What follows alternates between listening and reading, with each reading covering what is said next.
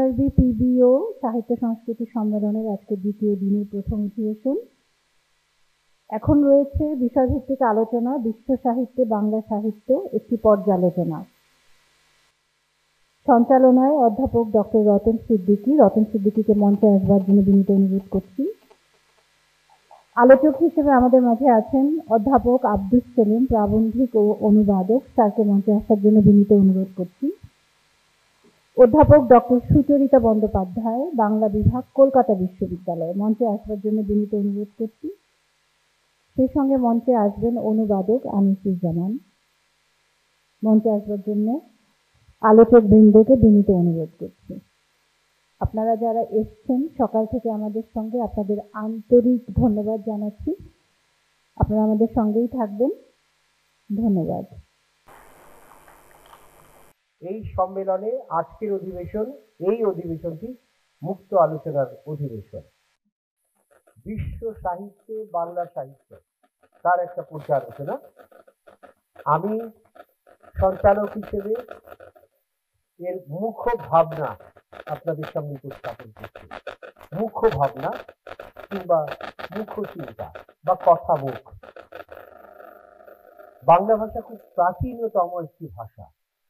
এই ভাষাটি লড়াই করে করে টিকে আছে অস্তিত্ব দিয়ে। অনেকের একটি ধারণা 1952 সালের 21 ফেব্রুয়ারিতেই ভাষা আন্দোলনটা হয়েছে, কিন্তু বাঙালির ভাষা আন্দোলন আসলে তেমন নয়। বাঙালির ভাষা আন্দোলন হাজার হাজার বছর আগে, অন্তত 5000 বছর আগে। যেমন ধরুন, এই অঞ্চলে যে মানুষেরা ছিল, যারা আমাদের পূর্বপুরুষ, তাদেরকে বলা হচ্ছে নিষাদ জাতি।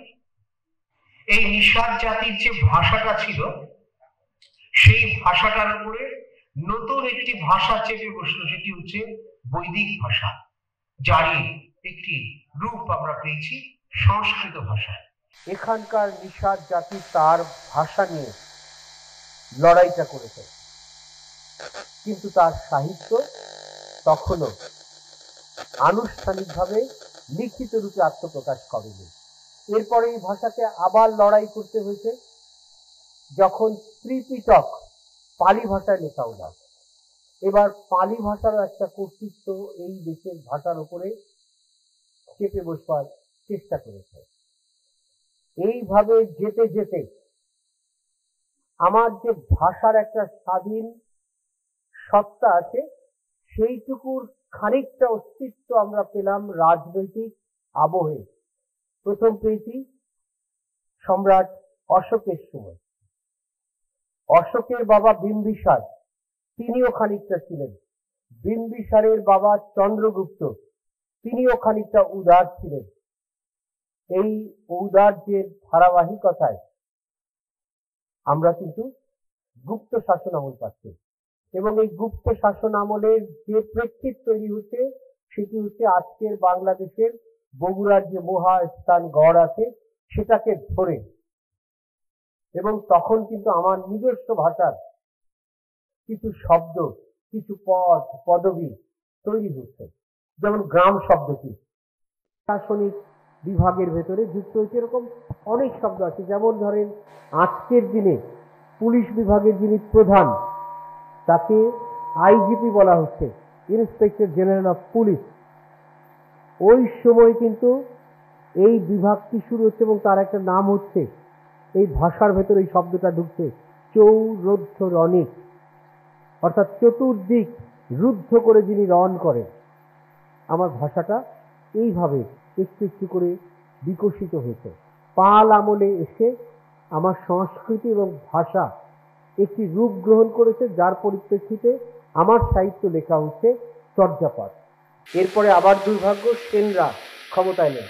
সেনরা কিন্তু কোনো বাঙালি ছিলেন না, সেনদের ভাষা বাংলা ছিল না, এবং তারা এসে আমার শব্দ এবং ভাষার উপরে আবার চেপে বসল।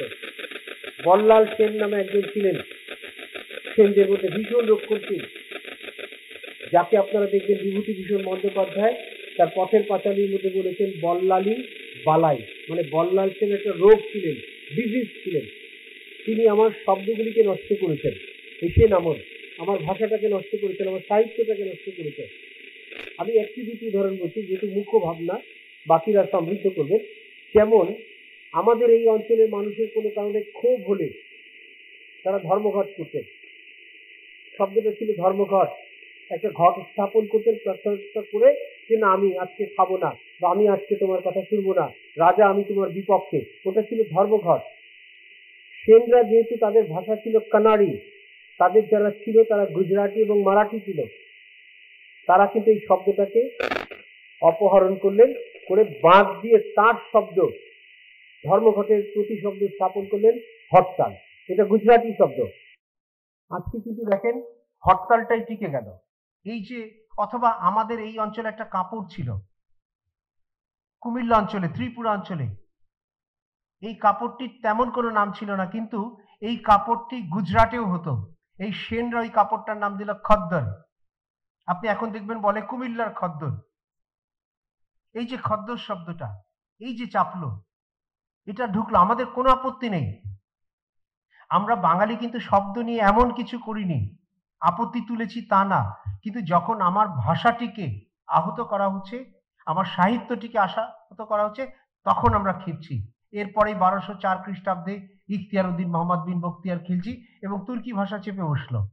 আমার শব্দ এলো তলোয়ার, তুর্কিরা গেল এলো ফার্সি, ফার্সিরা এসে আমার শহরের ভেতরে একটা জায়গা তৈরি করলো, তার মধ্যে একটা লোকের হাতে তলোয়ার দিয়ে বলল ও হচ্ছে কোতোয়াল, এবং সে যেখানে অফিস করে সে অফিসটার নাম দিল কোতোয়ালি, এবং তারপর সেটা পুলিশ স্টেশন হলো, এবং এখনো দেখবেন কোতোয়ালি থানা আছে। ফার্সি শব্দ ঢুকলো। ওরা বললো তুমি অন্যায় করছো, বিচার হবে। বিচারের জন্য কি করেছেন তারা? আদালত করেছেন, ফার্সি শব্দ। তারা আইন করেছেন, ফার্সি শব্দ। এই শব্দগুলিতে নিয়ে আমাদের কোনো আপত্তি কিন্তু আমরা তুলিনি, কখনো না। কিন্তু যখন ইখতিয়ার উদ্দিন মোহাম্মদ বিন বখতিয়ার খিলজি এবং তার অনুসারীরা সরাসরি বলে দিয়েছে যে বাংলা ভাষা শ্রবণ করাও পাপ, পুরাণের মধ্যে তারা উল্লেখ করেছেন শ্রুতং কৌরব নরকম, যে শুনবে সে কৌরব নরকে যাবে। তখন আমরা বাঙালির আপত্তি তুলেছি যে না, তুমি এটা পারো না। তুর্কি শাসন আমলে আমার বাংলা সাহিত্য লেখাই হচ্ছে না, যার কারণে কিন্তু অনেকে বলছেন, আমরা মানছি না, কিন্তু বলেছেন যে 1200 থেকে 1350 এই 150 বছর বাংলা সাহিত্যের অন্ধকার যুগ। কিন্তু সেই জায়গা থেকে বাঙালি কিন্তু ঘুরে দাঁড়িয়েছে।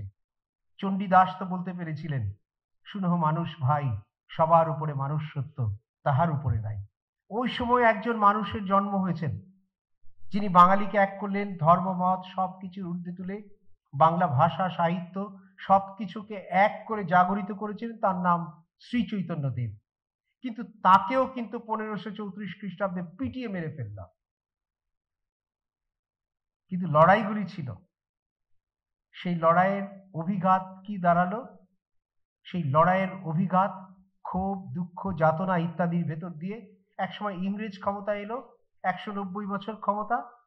তারপরে ইংরেজদের আধিপত্য, ফোর্ট উইলিয়াম কলেজ 1800 খ্রিস্টাব্দ, 1801 খ্রিস্টাব্দে ফোর্ট উইলিয়াম কলেজে বাংলা বিভাগ শুরু হচ্ছে।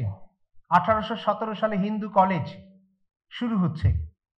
বাঙালির চিত্ত জাগরণ, বাংলা ভাষা সাহিত্যের জাগরণ তৈরি হচ্ছে।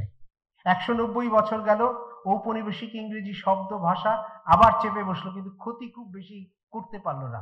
ক্ষতিটা করলো 1947-এ দ্বিজাতি তত্ত্বের ভিত্তিতে বিভক্ত বাংলা যখন পাকিস্তান হয়ে গেল, তখনই লড়াইটা। তারপর 48-এর 11ই মার্চ থেকে 1952-এর 21 ফেব্রুয়ারি পর্যন্ত ভাষার একটা মর্যাদা, রাষ্ট্রভাষার মর্যাদা আমরা পেলাম। সাহিত্য রচিত হতে থাকলো। 71-এ দেশ স্বাধীন হলো, সাহিত্য হলো, কিন্তু সাহিত্য তো আজ অবধি একটি আঞ্চলিক সাহিত্য হয়ে রইল। রবীন্দ্রনাথ নোবেল পুরস্কার পেলেন 1912 সালে, তার গীতাঞ্জলি ইংরেজিতে অনুবাদ হলো, 13তে নোবেল পুরস্কার পেল, এই বাংলা সাহিত্য বিশ্ব দরবারে গেল। কিন্তু তারপরও তো একটি আঞ্চলিক সাহিত্য হিসেবে বাংলা ভাষা এবং সাহিত্য তার অস্তিত্ব নিয়ে বেঁচে থাকলো। আমরা চাই আমার বাংলা ভাষা এবং সাহিত্য আন্তর্জাতিক পরিমণ্ডলে যাক। এই আন্তর্জাতিক পরিমণ্ডলে যাবার জন্য অনুবাদটি দরকার। এই আন্তর্জাতিক পরিমণ্ডলে যাবার জন্য বাংলা ভাষাভাষী মানুষ যারা বাংলা সাহিত্য চর্চা করছেন, বিশ্ব দরবারে সাহিত্যটিকে পৌঁছে দেওয়ার দরকার। এটি হচ্ছে আমাদের আজকের মুখ্য কথা, মুখ্য ভাবনা। আমাদের যারা আলোচক আছেন প্যানেলে, তারা কথা বলবেন। আমি একটি প্রচ্ছন্ন ধারণা দেবার চেষ্টা করেছি। শুরু হোক আমাদের এই মুখ্য ভাবনার উপরে আলোচনা। তারা কিভাবে বাংলা সাহিত্যকে বিশ্ব সাহিত্যের দরবারে পৌঁছে দেবার জন্য সুপারিশ করবেন। আমি আহ্বান করছি জনাব আনিসুজ্জামান অনুবাদক, তার কথা দিয়ে। তার কথার পরে আমরা আমাদের দর্শক সারিতে যারা আছেন তাদের কথাও শুনব। ধন্যবাদ। আপনি খুব সুন্দরভাবে দেখালেন কিভাবে রবীন্দ্রনাথ এত আগে বিশ্বের দরবারে বাংলা সাহিত্যকে নিয়ে গিয়েও আমাদের এত বড় একটা সুযোগ থাকা সত্ত্বেও বাংলা সাহিত্য এখনো আঞ্চলিক ভাষাই হয়ে রইল।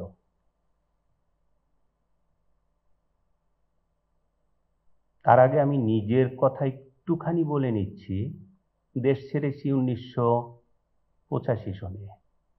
প্রথম গিয়েছি জাপান যে যখন আমাকে দেখে দেশটার কথা জিজ্ঞেস করা হয়, বাংলাদেশ বললে ওরা বোঝে না। তারপর বলি বাংলা বললে বলে বাঙ্গুরা। সেটা আবার কোন চিজ, এটা খায় না মাথায় দেয়, দেশটা সম্বন্ধে পর্যন্ত ধারণা নেই। তো এই হলো জাপানের পরিস্থিতি। ওখান থেকে আমি চলে যাই সেই আমেরিকা এবং মেক্সিকোর, যেখানে একদম ইয়ের সীমানাতে, ওই সান ডিয়েগোর সীমানাটাতে ওখানে কাজ করতে শুরু করি আমি তিহানা অঞ্চলে, মেক্সিকোতে। ওখানে বাংলাদেশ বোঝাতে তো আমার প্রথম বিশ্বের কোন অঞ্চলে এবং ভারতের পাশাপাশি একটা দেশ বোঝাতে কমপক্ষে মিনিট 5 লেগে যেত। ফাইনালি ওরা একমত হতো যে বাংলাদেশ বলে একটা অঞ্চল আছে, দেশ যে আছে তাও মেনে নিতে চাইতো না। আমি বলছি সেই 1988 কথা। অথচ এই রবীন্দ্রনাথ, ভিক্টোরিয়া ওকাম্পো, তারপর হুয়ান রামন হিমেনেজের হাত দিয়ে পরিচিত হয়েছেন, আদৃত হয়েছেন। শুধু আদৃতই বলবো না, এখন পর্যন্ত তাগরে বলে ওরা। তাগরে এই শব্দটা যারাই সাহিত্য একটু দেখেন, বোঝেন, ভালো লাগে, তারাই কিন্তু তাগরেকে চেনেন। কিন্তু তাগরের পরে আর কাউকেই চেনেন না। এর জন্য বলে গেলেন আমার আগের আলোচক রতন সাহেব, উনি বলে গেলেন যে অনুবাদ দরকার। আচ্ছা, তারও আগে বলবো, এই যে গুটি কয়েক মানুষ এখানে বসে আছেন, এত অল্প কয়েকজন মানুষ এখানে বসে আছেন শুক্রবার দিন সব কিছু ছেড়ে, কিসের তাড়নায়? খেয়ে দিয়ে কি আমাদের আর কোনো কাজ নেই? আরো তো অন্য বিনোদন আছে। একটা প্রশ্ন থেকেই যায়। আমি বলবো যে প্রশ্নটা, যে কারণে আমরা এখানে এসেছি, কারণ ভাষাটাকে ভালোবাসি, সাহিত্যকে ভালোবাসি। সাহিত্য করে কি পেট ভরবে? ওটাকে কি টাকায় পরিবর্তন করা যায়? আমি চেষ্টা করছি পরোক্ষভাবে টাকায় পরিবর্তন করা যায় কিনা সেই সাহিত্যটাকে একদম, যারা শুধুমাত্র টাকা নিয়েই চিন্তা করে, যারা শুধুমাত্র ব্যবসা নিয়েই চিন্তা করে, সেখানে পরিবর্তন করা যায় কিনা। তাহলেই আমরা বুঝতে পারবো এই বাংলা সাহিত্যকে কেন বিশ্বে পৌঁছে দিতে হবে। অনুবাদের প্রশ্নে যাবারও আগে প্রয়োজনীয়তাটা কি, কেন আমাদের নিতে হবে? সাহিত্যকে যখন আমি বিশ্বের অন্যান্য জায়গায় পৌঁছে দেব, দেশটাকে সেই দেশের মানুষগুলো চিনতে শুরু করবে। আমি গতকালকেও বলছিলাম, এই যে বইমেলা হয়, আমি বইমেলাতে যাই কলম্বিয়াতে, বইমেলাতে যাই আর্জেন্টিনাতে, বইমেলা গুয়াদালাহারা, প্রত্যেকটা দেশে আমি যখন দেখি বাচ্চাদেরকে নিয়ে যায় 11টা থেকে 3টে পর্যন্ত, স্কুল থেকে নিয়ে যায় ওদের টিচাররা সঙ্গে করে, ওখানে ওদের হাতে বই দেওয়া হয়। সেখানে কি থাকতে পারে না আমাদের বাংলাদেশের শিশু সাহিত্যের কিছু অনুবাদ? ওরা কি তখন থেকেই চিনতে পারে না বাংলাদেশ বলে একটা দেশ আছে, যেখানে গার্মেন্টস নামে একটা শিল্প হয়, যে শিল্পটা এখন বিশ্বে 1, 2, 3-এর ভিতরে কোয়ালিটির দিক থেকে যদি দেখি? কেন ওরা, আমার অন্য পরিচয়, আমি ব্যবসায়ী, কেন ওরা গার্মেন্টসের প্রয়োজন হলেই আগে চায়না দৌড়ুতো? কারণ বাংলাদেশ ওরা চিনতো না। যদি চিনতো, যদি আমাদের এই মেলবন্ধনটা থাকতো, যদি আমাদের এই বন্ধুত্বটা থাকতো, তাহলে অবশ্যই অবশ্যই ওরা চায়নার সাথে সাথে বাংলাদেশেও আসতো। এই দেখুন, আমি ওই বাংলা সাহিত্যকে আমি কিন্তু টাকায় পরিবর্তন করছি, এবং এই প্রয়োজনীয়তাটা যদি আমরা শুধু এই গুটি কয়েক মানুষ ছাড়া অন্যান্য অনেকেই বুঝতে পারতেন, তাহলে এই ঘরটা কিন্তু ভরে যেত, এই হলটা কিন্তু ভরে যেত। যে কারণে গত 2 বছর আমি প্রতিবারই প্রায় বইমেলাতে আসি। বইমেলাকে কেন্দ্র করে আমাদের প্রাইম মিনিস্টার গত 2বারই কিন্তু অনেক গুরুত্ব দিয়েছেন অনুবাদের উপর। তো আপনাদেরকে হয়তো মোটামুটি স্টাবলিশ করতে পেরেছি আসলে এই সাহিত্য, এই সংস্কৃতি, এই বিশ্বের দরবারে পরিচিতি শুধুমাত্র শিল্প সংস্কৃতিই নয়, ওটার সাথে টাকারও একটা সম্পর্ক আছে। কেন এতদিন পরে আর্জেন্টিনার কি বলে রাষ্ট্রদূত কেবলমাত্র আমাদের দেশে এসেছে, তাও ফুটবলের মাধ্যমে? উনি তো অনেক আগেই আসতে পারতেন, এসেছিলেন বোধ হয় 1979-তে বন্ধ করে দিয়েছেন, কিন্তু উনি আসলে এরা অনেক আগেই আসতে পারছেন সাহিত্যের হাত ধরে, ফুটবলের হাত ধরে কিন্তু আসতে হতো না। মেক্সিকো ঘোষণা দিয়েছে এখানে তারা দূতাবাস গড়বে, আজ পর্যন্ত কার্যকরী করা হয়নি কেন? সেই একই কারণ। তো এই সমস্ত কিছু যদি আমরা দেখি, তাহলে দেখা যায় যেই যে পৃথিবীর 6ষ্ঠ ভাষা, গতকাল কবি কামাল চৌধুরী উনি প্রমাণ করে দিলেন এটা পৃথিবীর 3য় ভাষা, এরিয়া দিয়ে যদি আমরা দেখি, ভৌগোলিক এরিয়া যদি দেখি, সেই ভাষা আসলে গুরুত্বের দিক থেকে বিশ্বে কয় নম্বরে আছে সেটা আমার তো মনে হয় না প্রথম 30টার ভিতরে ঢুকতে পারবে গুরুত্বের দিক থেকে যদি আমরা দেখি। তাহলে কি করতে হবে? অনুবাদ। এখন কেন অনুবাদ করতে হবে? আর একটা কারণ হলো আমাদের দেশেও কিন্তু প্রচুর ভালো সাহিত্য আছে যেটা বিশ্বের দরবারে ছড়িয়ে দেওয়া যায়। শুধু নোবেল প্রাইজ পাওয়ার জন্যই একটা সাহিত্যের প্রয়োজন বলে আমি মনে করি না। আমাদের সংস্কৃতি, আমাদের জীবনযাপন অন্যান্যদের কাছে জানানোর জন্য এই বাংলা সাহিত্যকে বিশ্বে ছড়িয়ে দেওয়ার প্রয়োজন বলে মনে করি আমি। এই কারণেই যেটা উদ্যোগ নিয়েছিলাম, আমি উদ্যোগ নিয়েছি বাংলা ট্রান্সলেশন ফাউন্ডেশন। আজ থেকে 3 বছর আগে আমরা ওটা আরম্ভ করি।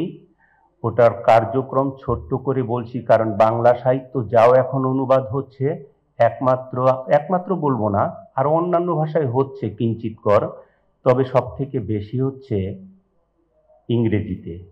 আর অন্যান্য ভাষায় কিভাবে হচ্ছে তার খুব একটা ধারণা আমার নেই। তো আমরা যেটা করছি বাংলা ট্রান্সলেশন ফাউন্ডেশন থেকে, আমরা যারা বিদেশি ভাষা জানেন, যেমন স্প্যানিশ ভাষা যারা জানেন, এমন ছাত্রছাত্রী আমরা জোগাড় করছি যারা অন্তত পক্ষে B1 B2 লেভেলের স্প্যানিশ জানেন। একইভাবে আমরা চেষ্টা করব জাপানিজ এবং চাইনিজ যারা জানেন, অন্তত বিশ্বের 8টি ভাষায় যারা জানেন। এর ভিতরে আমরা MOU করেছি আমিতলির সঙ্গে, মেক্সিকান লিটারারি ট্রান্সলেশন ফাউন্ডেশনের সঙ্গে। আর এভাবেই আমরা 1.5 বছরের, প্রথম হবে 6 মাসের ভাষা কোর্স, ভাষা শিখবেন তারা স্প্যানিশ, বাঙালি যারা স্প্যানিশ জানেন তারা ভাষাটাকে আরো ভালো করে শিখবেন, শিখে অনুবাদ শিখবেন।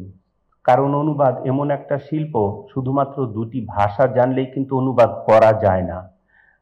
তার জন্য যথেষ্ট প্রশিক্ষণের প্রয়োজন পড়ে। তার জন্য অন্য দেশের সংস্কৃতি, শিক্ষা, মানুষের মনন, ভৌগোলিক অবস্থান, ইতিহাস ইত্যাদি ইত্যাদি অনেক কিছু জানতে হয়। তো সেই অনুবাদটা তারা শিখবেন। অনুবাদটা শিখে প্রথম আমাদের পদক্ষেপ হবে 2025-এ অন্তত পক্ষে 5টি বাংলা সাহিত্যের 5টি বই আমরা স্প্যানিশ ভাষায় অনুবাদ করব। আমি এর মধ্যে 1000 বছর ধরে করেছি, মানিক বন্দ্যোপাধ্যায়ের পদ্মা নদীর মাঝে করেছি, এখন করছি শহীদুল জহিরের জীবন ও রাজনৈতিক বাস্তবতা। এখানে দেখতে পাবেন একটা গল্প সংগ্রহ, ওটাও করেছি। এক হাতে এত করা যাবে না, ওটা করছি। এবং আমাদের দরকার এরকম প্রতি বছর যদি 10 জন করে আমরা অনুবাদক বের করতে পারি, আগামী 5 বছরে অন্তত 50 জন যদি অনুবাদক বের হয়, তাহলে আমি মনে করি আমাদের দেশের সাহিত্য অন্তত বিশ্বের 8টি প্রধান ভাষায় ছড়িয়ে যাবে। চেষ্টা করছি, এইভাবে কাজ করার চেষ্টা করছি। আশা করছি আপনারা সাথে থাকবেন এবং আপনাদের কোনো প্রশ্ন যদি থাকে প্রশ্নটা করবেন, যথাযথ উত্তর দেওয়ার চেষ্টা করব। ভালো থাকবেন। ধন্যবাদ আনিসুজ্জামান। তিনি একটি প্রস্তাব দিয়েছেন 2025-এ অন্তত 5টি বাংলা সাহিত্যের উল্লেখযোগ্য গ্রন্থ তারা অনুবাদ করবেন। আমি ধন্যবাদ জানাই, কৃতজ্ঞতা জানাই। তবে একটি বিষয় কিন্তু আপনি খেয়াল করবেন, আঞ্চলিক মর্যাদা থাকলেও আমাদের কবি সাহিত্যিকেরা কেউ কেউ তাদের ব্যক্তিগত উদ্যোগে বাংলা সাহিত্যের উল্লেখযোগ্য সাহিত্যটিকে অনুবাদ করেছেন। আমি যখন এখানে দাঁড়িয়ে কথা বলছি তখন রবীন্দ্রনাথের গীতাঞ্জলি 34টি ভাষায় অনুদিত হয়েছে। কিংবা আমাদের পল্লী কবি জসিমউদ্দিন যখন সোভিয়েত ইউনিয়নে ঘুরতে গেলেন, উনি ফিরে এসে একটা বই লিখলেন, যে দেশে মানুষ অনেক বড়, এবং তার সাহচর্য সান্নিধ্যে রুশ ভাষা এবং বুলগেরিয়ান ভাষায় তার নকশিকাঁথার মাঠ এবং সুজনবাদিয়ার ঘাট অনুদিত হল। সৈয়দ ওয়ালিউল্লাহ লাল সালু চাঁদের অমাবস্যা এবং কাঁদো নদী কাঁদো, এই 3টি উপন্যাস, যেহেতু তার স্ত্রী ফরাসি ছিলেন, ফরাসি ভাষায় অনুদিত হয়েছে। সুনীল গঙ্গোপাধ্যায়, জীবনানন্দ দাশ, কাজী নজরুল ইসলাম, তাদের লেখাও অনুদিত হয়েছে। কিংবা গত 30 বছর আগের তরুণ তারুণ্যের কবি রুদ্র মোহাম্মদ শহীদুল্লাহ, তার কাব্যও কিন্তু বিদেশি ভাষায় অনুদিত হয়েছে। কিন্তু এটি খুব নয়। আজকে আমাদের মঞ্চে ইংরেজির অধ্যাপক আছেন আব্দুস সালাম। তিনি বাংলাদেশের একজন লব্ধ প্রতিষ্ঠিত অনুবাদক। তিনি ইংরেজি থেকে বাংলায় অনুবাদ করছেন। এই যে তার মতো এরকম অসংখ্য মানুষ কিন্তু ইংরেজি থেকে বাংলায় অনুবাদ করেছেন। আমরা এলিজাবেথিয়ান পিরিয়ডে আমরা যে ইংরেজি সাহিত্যের উৎকর্ষ দেখেছি, বা এলিজাবেথিয়ান পিরিয়ডের খানিকটা আগে ক্রিস্টোফার মার্লো যখন লিখছেন, আমরা দেখেছি আমার দেশে সেটি অনুদিত হচ্ছে। কিংবা উইলিয়াম শেক্সপিয়ার, তার প্রায় সব রচনা আমাদের দেশে অনুদিত হয়েছে এবং আমরা পড়েছি। কিন্তু আমি আক্ষেপ করে নয়, ক্রিস্টোফার মার্লো এবং উইলিয়াম শেক্সপিয়ারের সেই অসামান্য সাহিত্যকে যেই সময় লেখা হচ্ছে, ঠিক সেই সময় তো আমার দেশেও কিছু উল্লেখযোগ্য সাহিত্য হয়েছে, কিন্তু সেটি অনুল্লেখিত থেকেছে। শেক্সপিয়ারের, ক্রিস্টোফার মার্লোর লেখাগুলির মধ্যে দেখবেন খুনোখুনি, প্রত্যেকটার ভেতরে খুনোখুনি। এবং সেই খুনোখুনি কি, যে আরেকজনের স্ত্রীকে আরেকজন নিয়ে পালিয়েছে, তারপরে খুন করতে যাচ্ছে, রাজাকে খুন করে দিচ্ছে সেনাপতি। ডানকানকে হত্যা করছে ম্যাকবেথ, ম্যাকবেথকে প্রলুব্ধ করছে তার স্ত্রী লেডি ম্যাকবেথ। এই যে জীবনের পঙ্কিলতা, ক্লেদ, এই বাস্তবতা যখন মুখর, তখন বাংলা সাহিত্য প্রেমের কথা বলছে, মানবতার কথা বলছে। একই সময়ে চণ্ডীদাস লিখছেন, একই সময়ে বিদ্যাপতি লিখছেন, কিন্তু সেটি কিন্তু বিশ্ব দরবারে পৌঁছল না। কিন্তু পৌঁছতে পৌঁছতে 1930 খ্রিস্টাব্দ লিখে গেল। রোমা রোলা খোঁজ পেলেন ময়মনসিংহ গীতিকা, এবং তারপরে তিনি সেটিকে ফরাসি ভাষায় অনুবাদ করলেন। এবার আমার লোক সাহিত্য অন্যের দরবারে পৌঁছে গেল। আমি আক্ষেপ নয়, উষ্মা নয়, একটা গভীর অনুরাগ থেকে কথা বলি। আমাদের দেশে যারা অনুবাদক আছেন, ইংরেজি ভাষা থেকে বাংলায় করছেন, তারা অনুগ্রহ করে যদি বাংলা থেকে ইংরেজিতে একটু এগোন, আমার বাংলা সাহিত্য আঞ্চলিকতার গণ্ডি অতিক্রম করে বিশ্ব দরবারে পৌঁছবে, সেই স্বপ্ন নিয়ে কথা শুনতে চাই। প্রফেসর আব্দুস সালিম। ধন্যবাদ রতন সিদ্দিকী। আমি শুরু করার আগে একটু বলে নেই, রতন সিদ্দিকী মতো এত পড়াশোনা বাংলা সাহিত্য এবং ভাষা নিয়ে আমার নেই। আমি আসলে ইংরেজি সাহিত্যের ছাত্র। তবে এটা অবশ্যই বলতে পারি যে আমি যখন লেখাপড়া শিখেছি সেই 60-এর দশকে ঢাকা বিশ্ববিদ্যালয় বা তার আগে স্কুলে, তখন কিন্তু বাংলা এবং ইংরেজির প্রায় সমান মান ছিল। আমরা যেভাবে ইংরেজি শিখেছি ঠিক সেইভাবেই, সেই উৎসাহে এবং জোরেই বাংলা ভাষাও শিখেছি। এবং এখানে বলা হচ্ছে মানিক বন্দ্যোপাধ্যায়ের কথা, তারাশঙ্করের কথাও আসতে পারে, যাদের উপন্যাস গল্প পড়ে আমরা বাংলা ভাষাকে নিজেদের একটি গর্বিত অস্তিত্বের ভাষা হিসেবে গ্রহণ করেছি, এ সম্বন্ধে কোনো সন্দেহ নেই। এবং ওই বয়সেই ভেবেছি যে মানিক বন্দ্যোপাধ্যায়ের পুতুল নাচের ইতিকথা উপন্যাস কিংবা প্রাগৈতিহাসিকের মতো ছোট গল্প কেন ইংরেজিতে অনুবাদ হয় না। হয়েছে হয়তো। আমাদের বাংলাদেশে আমরা যখন অনুবাদের কথা ভেবেছি, তখন এইসব জিনিসগুলো আমাদের মনে আসলেও আমরা সেভাবে এগিয়ে কিন্তু অনুবাদ করিনি। এই কথা সত্যি যে তারা এর অনেক আগেই আসলে বাংলা ভাষা বিশ্বের সাহিত্য দরবারে পৌঁছে গেছে রবীন্দ্রনাথের মাধ্যমেই। সেই 1912 সালের কথা বলেছে। অ্যাকচুয়ালি এইখানেই একটু কিছু কথা আছে আমার। সেটি হলো যে 1912 সালে যখন রবীন্দ্রনাথ গীতাঞ্জলি অনুবাদ করেছেন, রবীন্দ্রনাথ কিন্তু এই গীতাঞ্জলির ইংরেজি পাণ্ডুলিপিটি পাঠিয়েছিলেন একজন ইংরেজ কবির কাছে, এবং এটি একটি বিশেষ দিক নির্দেশনা কিন্তু আমাদের জন্য, আমাদের অনুবাদক যারা আমরা এখানে আছি তাদের জন্য। ওটি উনি পাঠিয়েছেন ডব্লিউ.বি. ইয়েটসের কাছে। ডব্লিউ.বি. ইয়েটস তার ঘনিষ্ঠ বন্ধু ছিলেন, এবং ইয়েটস, আমি নিশ্চিন্ত নই যে এই পাণ্ডুলিপিটি কতটা সম্পাদনা করেছিলেন আমার জানা নেই, কিন্তু সম্পাদনা করেছিলেন উনি।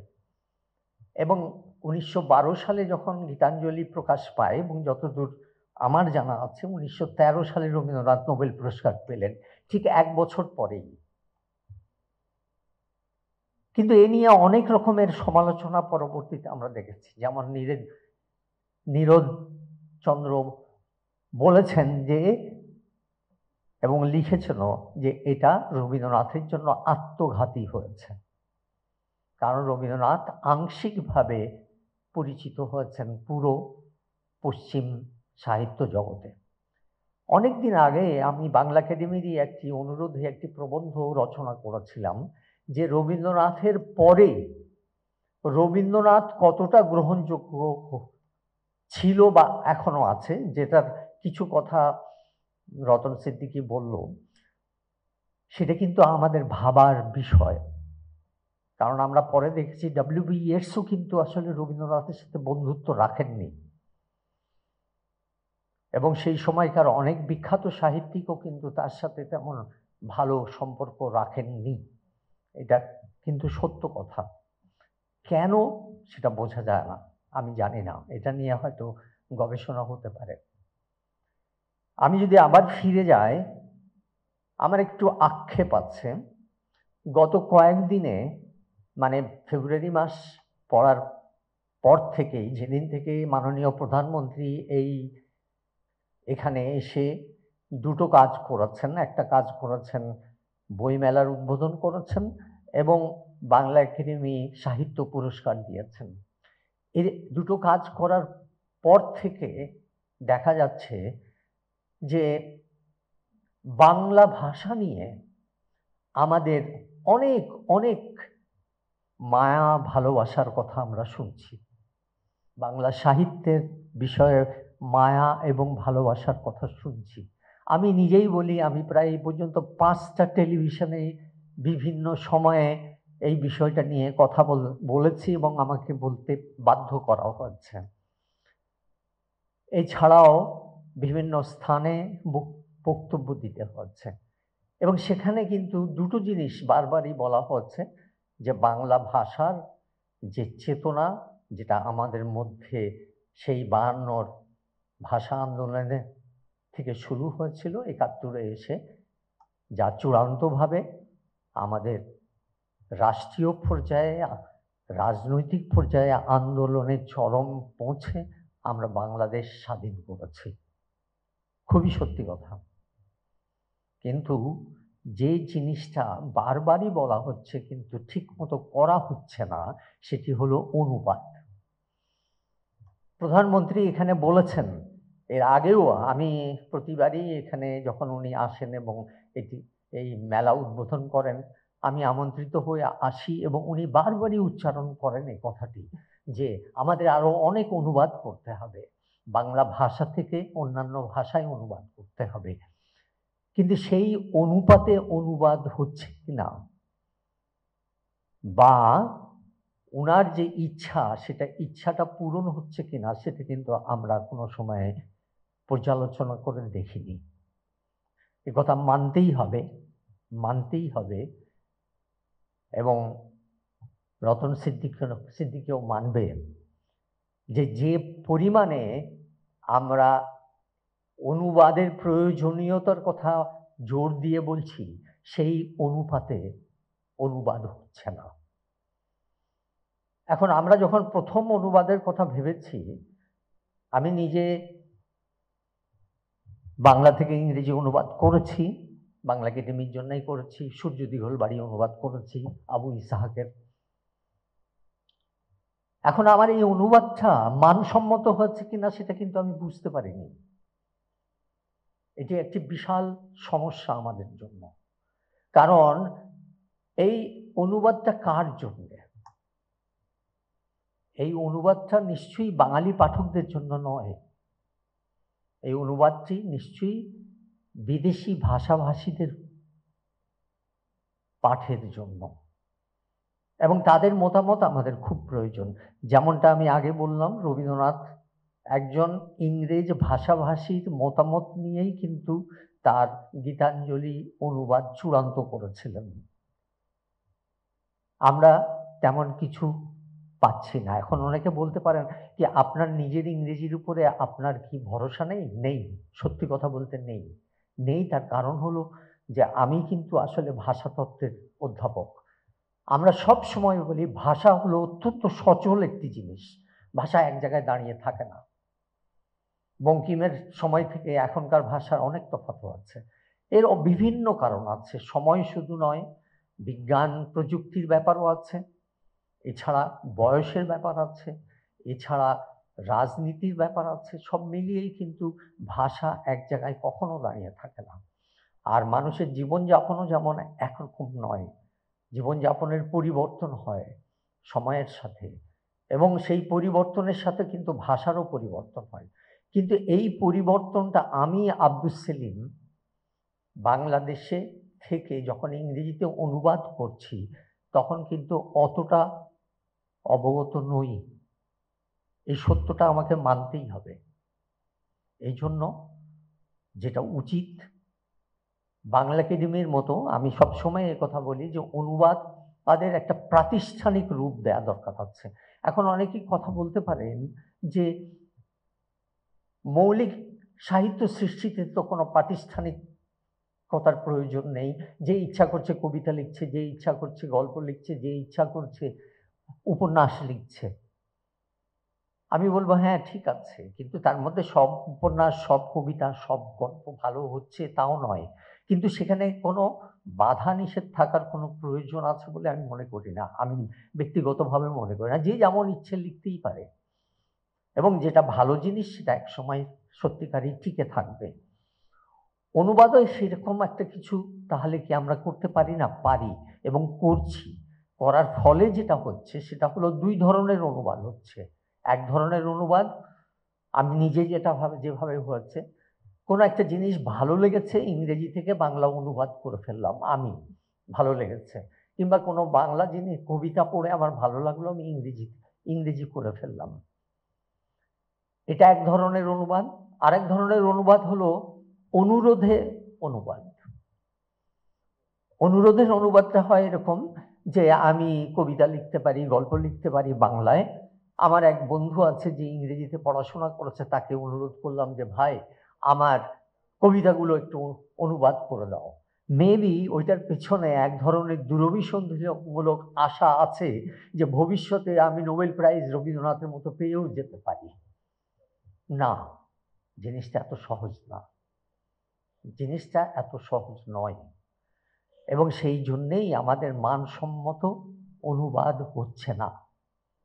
এবং এই মানসম্মত অনুবাদের কথা কিন্তু মাননীয় প্রধানমন্ত্রী বলছেন, এইখানে দাঁড়িয়ে এই বক্তৃতায় বলেছেন যে বাংলা একাডেমির মতো একটি প্রতিষ্ঠান বা মাতৃভাষা ইনস্টিটিউটের মতো প্রতিষ্ঠানরা যেন অনুবাদ করার একটি সেল গড়তে পারে, যেখানে কিন্তু আসলে অনুবাদের পরেও নেটিভ স্পিকার কাউকে দিয়ে এগুলো অনুবাদগুলো দেখিয়ে নেওয়া প্রয়োজন। এটা আমার ব্যক্তিগত মতামত এবং আমি এটাতে বিশ্বাস করি। আমি একটা জিনিস বলি যে আমরা যে অনুবাদগুলো করেছি সেই 60-এর দশক থেকে 60-এর দশক থেকেই আমি অনুবাদ শুরু করেছিলাম। তখন কিন্তু আমরা শুধু একতরফা অনুবাদের কথা ভাবতাম, সেটা কি বাংলা থেকে ইংরেজি কিংবা ইংরেজি থেকে বাংলা, এই একটি ভাষা মধ্যে সীমাবদ্ধ ছিল। এখন এখানে আনিসুজ্জামান আছেন, উনি কিন্তু বাংলা থেকে হিস্পানি ভাষায়ও অনুবাদ করেন, হিস্পানি থেকে বাংলা ভাষাতেও অনুবাদ করেন। আমরা চাই এরকম ধরনের অনুবাদ হোক। বাংলাদেশে এখন বেশ কিছু অন্যান্য ভাষায় অনুবাদ করার মানুষ আমরা পেয়েছি যারা করছেন, কিন্তু তবুও আমি বলবো যারা ওই ভাষার নেটিভ স্পিকার্স, সেই অনুবাদগুলো তাদেরকে দেখিয়ে নেওয়া উচিত। আমি যতদূর জানি যে আনিসুজ্জামানের স্ত্রী হিস্পানি ভাষার নেটিভ স্পিকার, আমি জানি না। অনুবাদ আসলে সম্পাদনার ভীষণ প্রয়োজন, যে ভাষাতেই হয় না কেন, যে ভাষাতেই হোক সম্পাদনার প্রয়োজন। এখানে একটা কথা বলেছে রতন সিদ্দিকী যে সাম্প্রতিক বেশ কিছু অনুবাদ হয়েছে বাংলার। আমি খুব সম্প্রতি, যে নামটা উচ্চারিত হয়নি, আখতারুজ্জামান ইলিয়াসের খোয়াবনামার অনুবাদ হয়েছে। খোয়াবনামার অনুবাদ হয়েছে দুঃখজনকভাবে হলেও সত্যি বাংলাদেশে নয়, ভারতবর্ষে, পশ্চিমবঙ্গে, এবং ভুল অনুবাদ হয়েছে। ভুল অনুবাদ হয়েছে তার কারণ কি? ইংরেজি খুব ভালো, ইংরেজিতে আমরা তো যারা ইংরেজিতে পড়াশোনা করেছি মোটামুটি ইংরেজি তো ভুল লিখবো না, কিন্তু সমস্যাটা হচ্ছে যেখানে সেটা হলো ওই আঞ্চলিক ভাষার ট্রান্সলেশন করতে চেয়ে। কারণ আমাদের দেশের বগুড়ার যে আঞ্চলিক ভাষা, সেই ভাষাটা আমি জোর গলায় বলতে পারি যারা কলকাতায় মানুষ হচ্ছেন তারা ঠিক সঠিক বোঝেন না, এবং সেই জন্যই ভুল অনুবাদ হয়েছে। বাংলাদেশের সাহিত্যের অনুবাদ বাঙালিদের মানে এই বাংলাদেশি মানুষদেরই করা উচিত বলে আমি মনে করি। আর যদি কারো ইচ্ছা থাকে করার পশ্চিমবঙ্গে করতে পারেন, কিন্তু আমাদের সাথে বসা তাদের প্রয়োজন, যে দেখিয়ে নেওয়া যে এই আঞ্চলিক ভাষাগুলো ঠিক মতো অনুদিত হচ্ছে কিনা। এটা একটি বিশাল আলোচনার বিষয়। আমি বলেছি যে পর্যন্ত আমি অনেক কথা বলেছি যে কেন আমাদের ভালো অনুবাদ হচ্ছে না।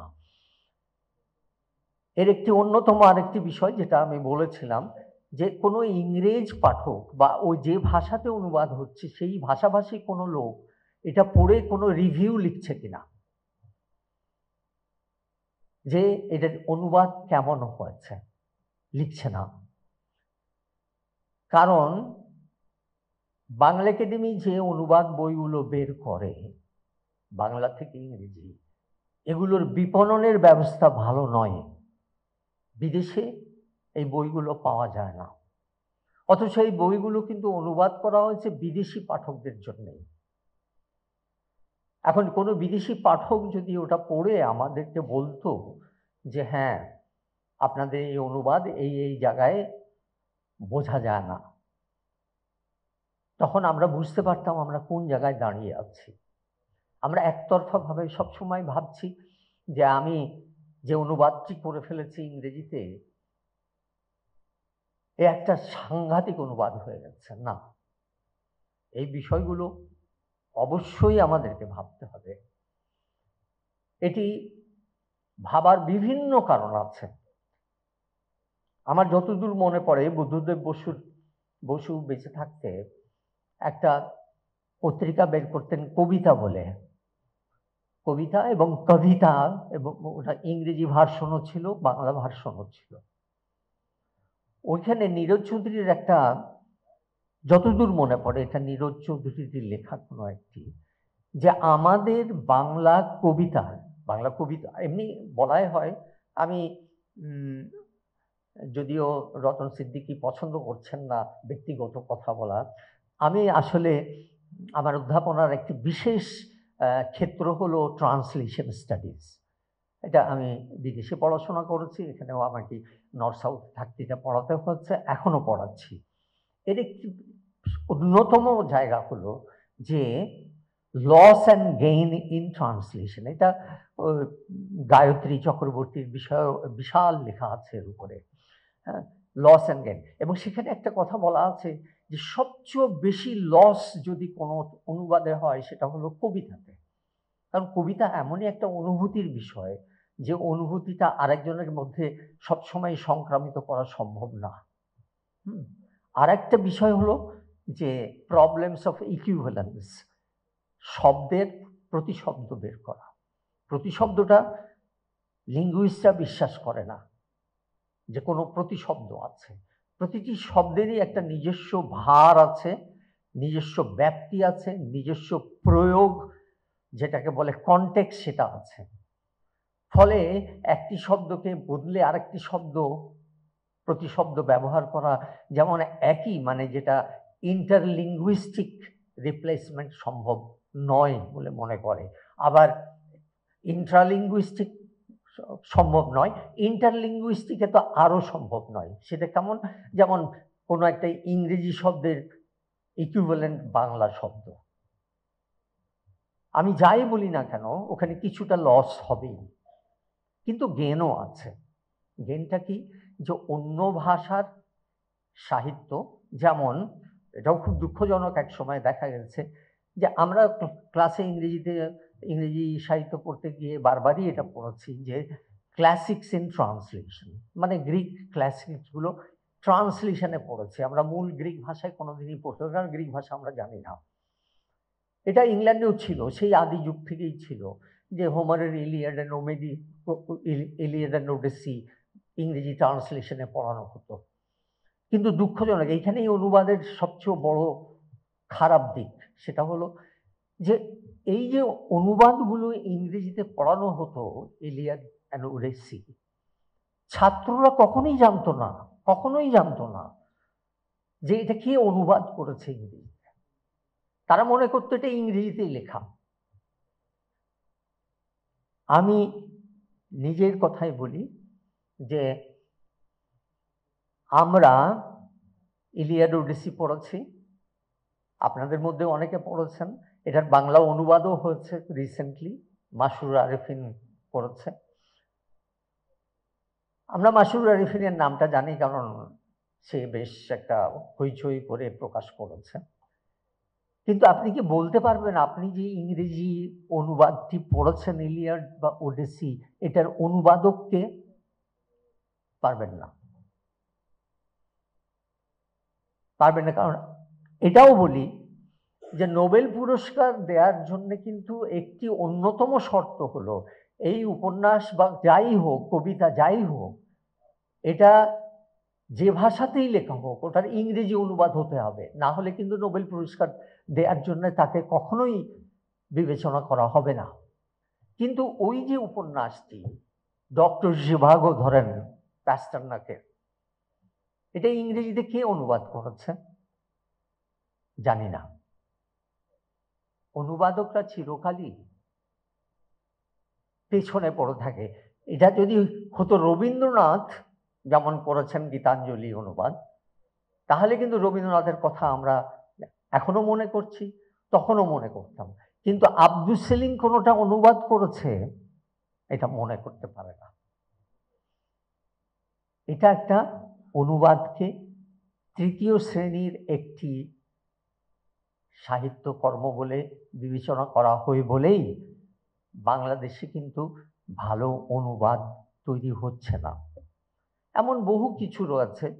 আমরা নিজেরাও যেমন এখন জানি যে যারা ইংলিশ মিডিয়ামে পড়াশোনা করে, আমি ইংলিশ মিডিয়াম আমার জীবনের প্রায় সবটাই ইংলিশ মিডিয়াম ইউনিভার্সিটিতেই কাটিয়েছি, এবং সেখানে একেবারেই সত্যি কথা বাংলা সাহিত্য সেভাবে পড়ানো হয় না। সাম্প্রতিক ইউজিসি বাধ্যতামূলকভাবে বাংলা সাহিত্য পড়ানোর জন্য একটি কোর্স চালু করেছে, কিন্তু সেটা অনেকটা না পারতে পড়ানো বা পড়া, এটা দুঃখজনক। আমরা যতই বলি, যতই এই ফেব্রুয়ারি মাস আসুক, যতই আমরা ভালোবাসার কথা বলি ভাষার বা সাহিত্যের, এটা কোনোটাই কোনো কার্যকর হবে না যতক্ষণ না আমরা নিজেরা নিজেদের ভেতরে এই ইচ্ছাটা তৈরি করব যে একথা খুবই আমি জানতে চাই না বাংলাদেশ পৃথিবীর বাংলা ভাষা পৃথিবীর কোন পর্যায়ে আছে, এটা আমার জানার কোনো দরকার নেই। কিন্তু এটা আমার মাতৃভাষা এবং এতে যা সাহিত্য লেখা হয় সেটা আমাকে জানতে হবে এবং আমার তাতে গর্ববোধ থাকবে, এবং এটা পৃথিবীর সব ভাষাভাষী মানুষকে আমি জানাবো। এটাই আমার ইচ্ছা এবং এটাই আমার উচ্চারণ। সবাইকে ধন্যবাদ। ধন্যবাদ প্রফেসর আব্দুস সেলিম। অনুবাদের কিছু সীমাবদ্ধতার কথা তিনি বলেছেন। বস্তুতপক্ষে সেই সীমাবদ্ধতা তো আছেই। আমরা যারা পূর্ব বাংলার মানুষ, যা আজকে বাংলাদেশ, আমাদের অন্তত 25টি উপভাষা আছে। উপভাষার বাইরে বিভাষা আছে, বিভাষার বাইরে নিভাষা আছে, আর প্রমিত তো আছেই। ফলে আমার অনুবাদ অত সহজ নয়। আবার পশ্চিম বাংলার কলকাতার মেয়ে সুচরিতা বন্দ্যোপাধ্যায় আছেন, তাদের ওখানে 5টি উপভাষা, তার মধ্যে খুব উল্লেখযোগ্য কামরূপী, ঝাড়খণ্ডী। এই উপভাষাও কিন্তু খুব যে ব্যাপক তার সাহিত্যে এসেছে তা না, কিন্তু আমাদের তো আছে। অনুবাদে কিন্তু আমাদের এটা ভীষণ রকমের একটা প্রবলেম। যেমন ধরেই নেই না যে আমাদের একটি উপভাষা হচ্ছে বরিশাল অঞ্চল। এখন বরিশাল অঞ্চলের মানুষ খেপে গেলে গালি দেয়। ধরেন যে গালিটা দিচ্ছে তারা বলছেন হালারপো। এখন এটা যখন আপনি অনুবাদ করবেন তখন এটা কিন্তু আর ইংরেজি করলে আর কিন্তু গালি থাকবে না, এটা হচ্ছে শালার, মানে স্ত্রীর ভাইয়ের ছেলে। এটা তার গালি থাকছে না। তাহলে দেখেন উপভাষা থেকে অনুবাদ করা কি কঠিন। এছাড়া আমাদের নিজস্ব কিছু শব্দ আছে অনুবাদের জন্য খুব কঠিন, যেমন লুঙ্গি। আপনি কি করবেন? আমার বাংলা সাহিত্যে একটা শব্দ আছে বিড়ি, আপনি কি করবেন? এই রকমের সমস্যা আছে, কিন্তু সেগুলো অতিক্রম করা সম্ভব। কিন্তু আন্তরিকতা চাই, রাষ্ট্রীয় পৃষ্ঠপোষকতা চাই। এটি না হলে বাংলা সাহিত্যকে বিশ্ব দরবারে পৌঁছে দেয়া সম্ভব না। যারা প্রকাশক আছেন তারা ব্যবসা করতে চান, তারা জানেন বাংলা সাহিত্যের কোনো সাহিত্য ইংরেজি বা অন্য কোনো ভাষায় অনুদিত হলে তার কোনো পাঠক নেই। তাহলে কি রাষ্ট্রকে দায়িত্ব নিতে হবে। এই দায়িত্বটি রাষ্ট্র যতদিন পালন না করবে ততদিন বাংলা সাহিত্য বিশ্ব সাহিত্যে স্থান করে নিতে পারবে না। এই আলোচনাগুলি হচ্ছিল, আমরা প্যানেলের বাইরে কথা শুনতে চাই। যদি আপনারা যারা আছেন দর্শক সারিতে কথা বলতে চান তাহলে তাদের আমন্ত্রণ জানাচ্ছি। জাহিদ মুস্তাফা বলবেন। বাংলা সাহিত্যকে আমরা বিশ্বের কোন জায়গায় কোন অবস্থানে নিতে পেরেছি সেই বিষয়টি কিন্তু আলোচনায় আসেনি। অনুবাদের নানান সীমাবদ্ধতা আমরা প্রফেসর আব্দুল সেলিমের কাছ থেকে শুনলাম, তারপর কিছু আশা জায়গা নিয়ে কথা শুনলাম আনিসুজ্জামানের কাছ থেকে। কিন্তু বিশ্ব সাহিত্যে আমাদের বাংলা সাহিত্যের যে অবস্থান, সেই অবস্থানটাকে আমার মনে হয় যে যেটা আলোচনার বিষয়, সেই পর্যালোচনাটা কিন্তু আরেকটু সামনে আনা প্রয়োজন আছে। এবং আমি পরবর্তী আলোচকদের কাছে অনুরোধ করব সেই পর্যালোচনাটাকে কিছুটা হলেও যেন আমাদেরকে বলেন তারা। আর যে বিষয়গুলো আলোচনা হয়েছে সেই বিষয়ে সম্পর্কে অনেক নতুন কিছু তথ্য আমরা পেয়েছি। বিশেষ করে রতন সিদ্দিকী বাংলা ভাষার যে একটা মানে দীর্ঘকালীন একটা পট পরিবর্তনের যে প্রেক্ষাপট, সেটিকে কিন্তু খুব সংক্ষিপ্তভাবে সুন্দরভাবে তুলে ধরেছেন। তো আলোচকদের ধন্যবাদ দিয়ে আমাদের বিষয়ের প্রতি আরেকটু দৃষ্টি নিবদ্ধ করার জন্য অনুরোধ জানাচ্ছি। বাইরের ভাষাগুলি আমাদের ভাষার উপরে প্রভাব বিস্তার করেছে। এই যে আজকে ঢাকা শহরে রিক্সা দেখছেন, জাপানিরা কিন্তু একসময় খুব দরিদ্র ছিল। এই জাপানিদের একজন খুব দরিদ্র মানুষ এই দেশে এসে একটা যানবাহন তৈরি করলেন, যেটার 3টা চাকা দিলেন, ওর উপরে মানুষ ওঠে এবং এটা টেনে নিয়ে যায়। জাপানি ভাষায় রিক্সা, সেটা কিন্তু আমার এখানে ঢুকে গেল এই যানবাহনটা। এখন এরকম আরো ঢুকেছে, কিন্তু আমার কোনো ভাষা কিন্তু অন্য জায়গায় গেল না। তার একটা বড় কারণ হচ্ছে যে আমার দেশ বারবার শোষিত হয়েছে। পররাজ্য লোভী যারা ছিলেন তারা কিন্তু এই দেশটিকে অধিকার করেছেন। তুর্কি বলেন, সেন বলেন, কানাড়ি বলেন, ফার্সি ভাষাভাষী, মুঘল, ইংরেজ, অনেকে। কিন্তু বাঙালি কিন্তু এই অপকর্মটি করেনি। আমরা বাঙালির যে 5000 বছরের ইতিহাস পাই, তার মধ্যে একটি ব্যক্তিকে পেয়েছি শুধু, যিনি বাঙালি হবার পরে অন্য একটা দেশ দখল করেছিলেন। খ্রিস্টপূর্ব 445 অব্দে বিজয় সিংহ আজকের শ্রীলঙ্কা ওটাকে দখল করেছিলেন, এবং ওই যে তার টাইটেল ছিল সিংহ, সেখান থেকে দেখবেন ওটাকে বলে সিংহল। এবং আমার ভাষা তো ওখানে একটুখানি ঢুকেছে, আর কোনো দেশ তো দখল করেনি। একজন ক্রিকেট প্লেয়ার ছিল, আপনাদের মনে আছে কিনা, শ্রীলঙ্কায়, সনাত জয়সূরিয়া। এই যে জয়সূরিয়া, জয় সূর্য, এটা আমার বাংলা ভাষা থেকে ঢুকেছে। আমরা যদি বাঙালিরা ঔপনিবেশবাদী হতাম তাহলে আমার ভাষা অন্য জায়গায় যেত, কিন্তু আমরা সাহিত্যে খানিকটা ঔপনিবেশ চাই। কেমন ভাবে চাইব সেটি যারা ইংরেজিতে দক্ষ বা অন্য ভাষায় দক্ষ, যেমন আনিসুজ্জামান স্প্যানিশ ভাষায় খুব দক্ষ, তার বই দেখছিলাম। আবার যারা ইংরেজিতে দক্ষ আছেন তারা এই কাজটি করতে পারেন। বাংলা থেকে ইংরেজি, বাংলা থেকে স্প্যানিশে। সেই আবেদনটুকু রইল, রাজ্য দখল না করি, অন্যের সাহিত্যের স্থানে খানিকটা দখলি সত্ত্ব তো নিতেই পারি। এমনি একজন দখলি নারী, যিনি একেবারেই সদ্য প্রসূতি, আজকে তার প্রথম গ্রন্থটি প্রকাশ হয়েছে, আজকে সৈয়দা জাগিরদার। তার কথা শুনবো প্যানেলের বাইরে। Thank you.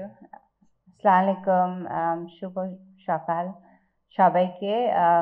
কি বলবো আমি ঠিক বুঝে পাচ্ছি না, কিন্তু আমি কালকে অডিয়েন্সকে বলছিলাম যে আমি যখন এখানে আসছিলাম ঢাকা ইউনিভার্সিটির সব রাস্তাগুলো এত ভিড় লাগছিল, আর আমার মনে পড়ছিল যে আগে যখন আসতাম ঢাকা ইউনিভার্সিটিতে তখন রাস্তাগুলো খুব ফাঁকা ফাঁকা ছিল এবং খুব ভালো লাগতো।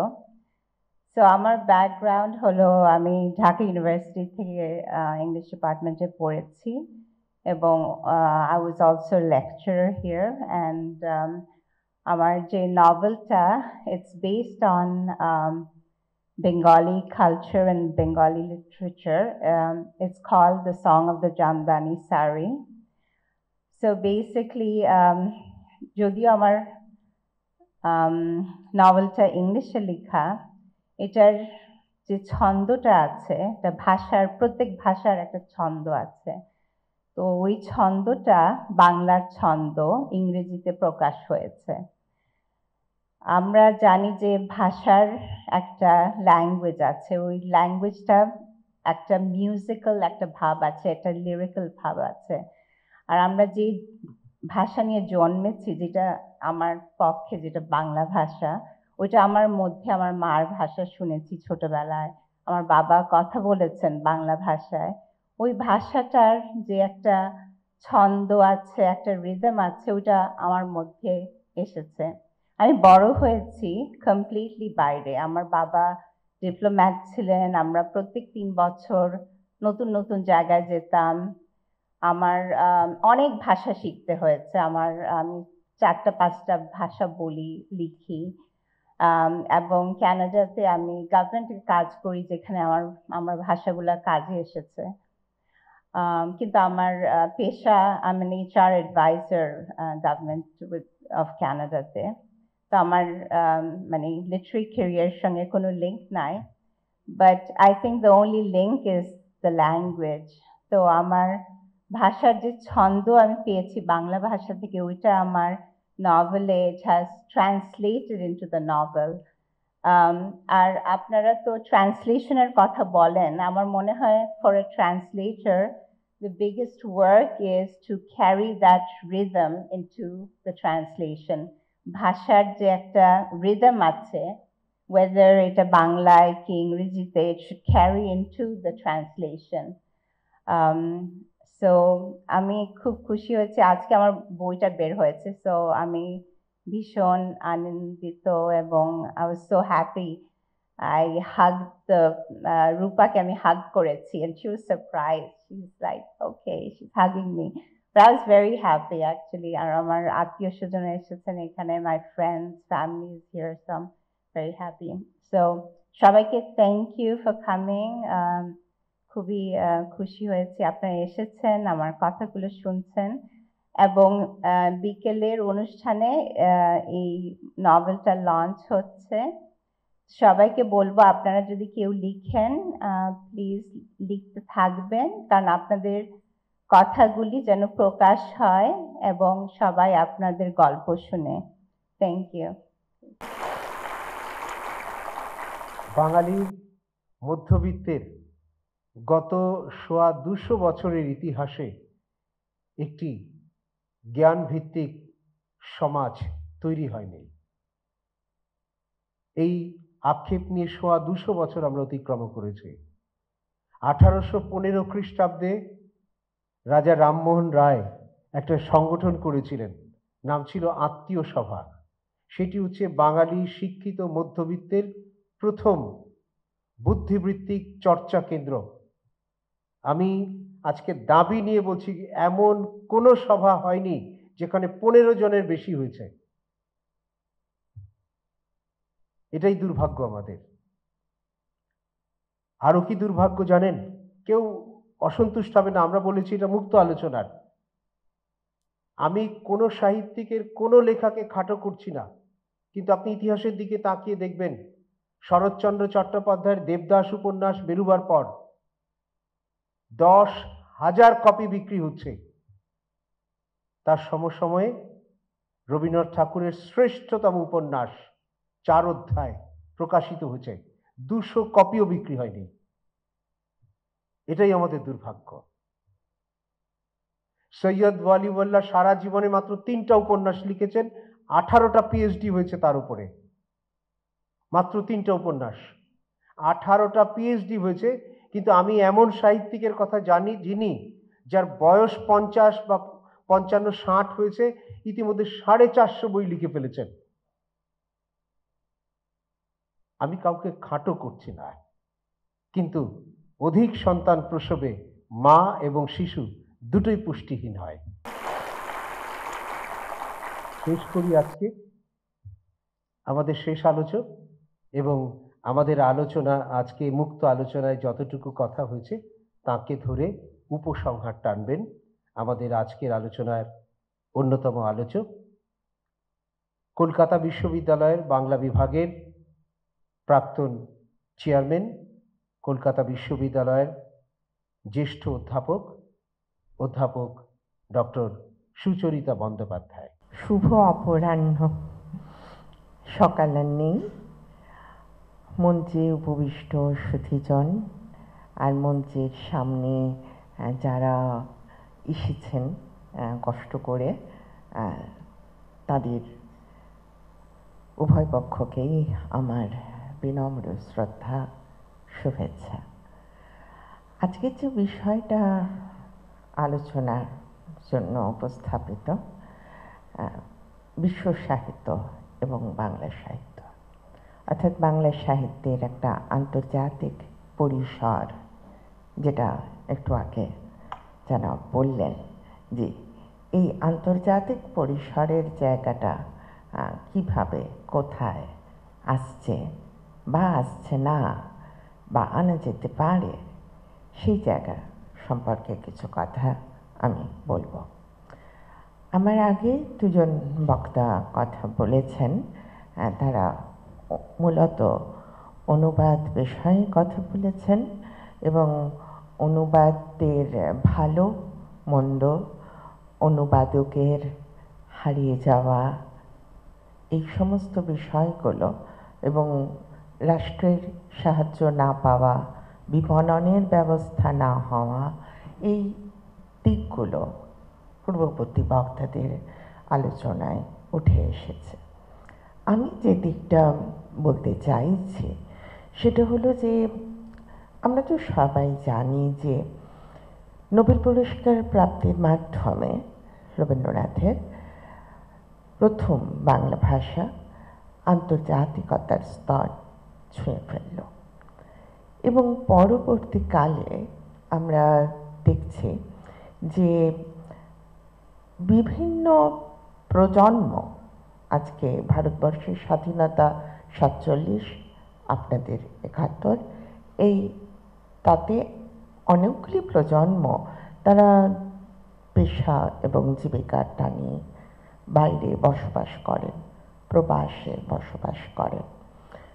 তারাও সাহিত্য এবং সংস্কৃতি চর্চা করেন এবং তাদের নিয়েই এই প্ল্যাটফর্ম তৈরির যে চেষ্টা, যেখানে আমাকে আমন্ত্রণ জানানো হয়েছে এবং আমি খুব কৃতজ্ঞ তার জন্য। এই যে তারা যেখানে আছেন, তারা লিখছেন, অনেক সময় প্রচুর মানুষের কথা আমরা পাই, প্রচুর নতুন লেখকের কথা আমরা পাই যারা ইংরেজিতে লিখছেন। সুন্দরবনের কথা উঠে আসছে, বাংলাদেশের কথা উঠে আসছে, কিন্তু লিখছেন তারা ইন্ডিয়ান ইংলিশে। এবং আমরা এই যে আন্তর্জাতিক পরিসরের কথা, বাংলার ভাষা এবং সাহিত্যের কথা বলছি, প্রথম আন্তর্জাতিকতা এখানেই যে পশ্চিমবঙ্গ ভারতবর্ষের একটা অঙ্গরাজ্য, তার সেখানে কাজের ভাষা হয়ে ওঠার চেষ্টা বাংলার আছে, যদিও সব ক্ষেত্রে এখনো সফল নয়। মাতৃভাষা পশ্চিমবঙ্গবাসীর বাঙালিদের বাংলা, আর প্রতিবেশী রাষ্ট্র আপনাদের রাষ্ট্রীয় ভাষা বাংলা। ফলে এই দু জায়গার দপ্তরে কিন্তু বাংলা ভাষার একটা ব্যবহার চলছে। এদিক থেকে কিন্তু বাংলা ভাষার একটা আন্তর্জাতিকতা আমরা লক্ষ্য করছি। এবার যদি আমরা সাহিত্যের দিকে তাকাই তাহলে আমরা দেখব যে ডায়াসপোরার কথা কিন্তু আমার আলোচনায় উঠে আসবে। কারণ আমরা যারা জীবনের যাপনের প্রয়োজনে নিজের মাতৃভূমি, মাতৃভাষা, নিজের জায়গার সংস্কৃতি থেকে সরে যেতে বাধ্য হয়েছে, ডিসপার্সড হয়ে গেছে, তাদের কথা কেমন করে সাহিত্যে উঠে আসছে। সেক্ষেত্রে ভারতীয় সংস্কৃতির কথা এবং বাংলাদেশের সংস্কৃতির কথা অবশ্যই কিন্তু উঠে আসবে। আমি নেপালের কথা বলবো। নোবেল পুরস্কারে সম্মানিত নেপাল, তার কিন্তু 3টি সংস্কৃতির সঙ্গে তার পরিচয়। সেই দিকটা আমি একটুখানি, আমার একটা অন্য লেখা ছিল, সে বিষয়ে আমি কিছু কথা বলবো। আর যে বিষয়টা আমি কালকে একটু ভাবছিলাম, কারণ আমার কাছে কোনো কিছুই ছিল না, আমি মোবাইলে একটু লিখে রেখেছিলাম, যে আমাদের বাংলা ভাষার সাহিত্য যখন অনুবাদ করা হচ্ছে তার ততটা বিপণন গ্রহণযোগ্যতা হচ্ছে না, যেটা একটু আগে স্যার বললেন। কেন হচ্ছে না সেইটা একটু ভাবতে হবে। তার সঙ্গে কি আমাদের রাষ্ট্রীয় অবস্থান যুক্ত নয়? আমরা পামুকের লেখা তুরস্কের প্রকাশিত হওয়া, পুরস্কৃত হওয়ার সঙ্গে সঙ্গে তার কত অনুবাদ হয়ে যাচ্ছে। ফলে সেই লেখা পড়ার জন্য আমাদের কিন্তু সাংঘাতিক আগ্রহ। ফলে আমরা এই জায়গাটা কিন্তু একটু খেয়াল করব যে বাংলাদেশের যে রাষ্ট্রীয় অবস্থান, সেখান থেকে বাংলা ভাষার সাহিত্যকে যখন আমরা বিবেচনা করছি, আর পৃথিবীর শক্তিশালী যে দেশগুলো, তাদের যে রাষ্ট্রীয় অবস্থান, তাদের যে লেখালেখি, এই দুটো জায়গা কিন্তু ভাবতে হবে। আসলে অপলিটিক্যাল তো কিছুই নয়, সাহিত্যও তো পলিটিক্যাল হয়ে ওঠে, সেটা বুঝতে হবে। ফলে এই আন্তর্জাতিক পরিসরে যদি আমাদের সাহিত্যকে পৌঁছতে হয়, সেটা পশ্চিমবঙ্গের থেকে লেখা বাংলা সাহিত্য হোক বা বাংলাদেশ থেকে লেখা বাংলা সাহিত্য হোক, তাহলে তার কিছু নিজস্ব বৈশিষ্ট্য থাকা দরকার। এবং আগে আমাদের নিজেদের মধ্যে একটা আত্মবিশ্বাস গড়ে তোলা দরকার। এই আত্মবিশ্বাসই কিন্তু সাহিত্যের অভিমুখ গড়ে তোলে। ফলে সেই আত্মবিশ্বাসের যদি অভাব থাকে, যেটা একটু আগে আমি আনিসুজ্জামানের কথাই শুনছিলাম, যে তাকে বোঝাতে হয় বাংলাদেশ বিষয়টা, বাংলাদেশ নামে যে একটা রাষ্ট্র আছে সেটা বাইরের লোক বুঝতে পারছেন না, তাকে বোঝাতে হচ্ছে যে বাংলাদেশ একটা রাষ্ট্র আছে, তার স্বাধীনতা হয়েছে, তাদের এত কোটি লোক আছে, তাদের মুখের ভাষা। ফলে এই যে আমাদের নিজেদের তৈরি করে নেওয়া, যেটা জাপান পেরেছে, তাকে বারবার দুর্মুষ করা হয়েছে, কখনো রাষ্ট্রশক্তিতে, কখনো প্রাকৃতিক বিপর্যয়, কিন্তু দমিয়ে রাখা যায়নি, সে বারবার উঠে দাঁড়াচ্ছে। ফলে আমরা দেখতে পাচ্ছি যে জাপানের যদি কোনো লেখা, তার লেখা যখন আমরা দেখতে পাই, পড়ছি, তখন সেই অনুবাদ কিন্তু অনেক বেশি হয়ে যাচ্ছে। যেমন আমি একটু আগেই বললাম, আমাদের তুরস্কের লেখকের কথা, ওরহান পামুকের কথা বললাম, ঠিক তেমনি করেই আমার মনে পড়বে জাপানের লেখক মুরাকামির কথা। তার বই কিভাবে অনুবাদ হচ্ছে এবং তা কিভাবে বিপণন হচ্ছে, তা আমরা কিভাবে গ্রহণ করছে। তাহলে আমাদের ক্ষেত্রে একটা যেমন উপভাষার জায়গা আছে, উপভাষার কথা সঞ্চালক বারবার বলছিলেন, কিন্তু আমি বলবো সমাজ ভাষার কথা। উপভাষার ধারণায় আমরা পৌঁছই অনুভূমিকভাবে, মাটির সঙ্গে মিলিয়ে, আর সমাজ ভাষার ধারণায় আমরা পৌঁছই উল্লম্বভাবে। আমরা তো এখনো সকলে এক জায়গায় থাকি না, বাঁচি না, ফলে আমাদের অবস্থান ওই উঁচুতলার বাড়ির মতো, কেউ অনেক উঁচুতে, কেউ মাঝামাঝি, কেউ বিলো পভার্টি লাইন, দারিদ্র্য সীমার নিচে। এই যে বিভিন্ন স্তরের মানুষ, এবং তার সঙ্গে নারীর কথা আমাদের বলতে হবে।